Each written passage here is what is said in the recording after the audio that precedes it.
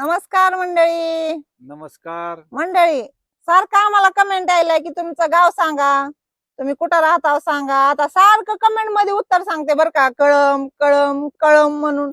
कळम तरी बी- दोन आहेत ग, त्यांचं काय चुकीचं आहे? बरं असतील दोन कळम. आमचं हे धाराशिव जिल्ह्यातलं कळंब आहे, जुनं उस्मानाबाद, त्याला आता धाराशिव नाव दिलेले. त्या धाराशिव जिल्ह्यातलं कळंब आहे. आम्ही कळंब मध्येच राहतो, कळंब तालुका आहे, पण कळंबच्या आम्ही proper गाव आहे. आजूबाजूला कुठल्या खेड्यात राहत ना, आम्ही कळंब मध्येच राहतो आणि आमचं शेत बी कळंब मध्येच आहे.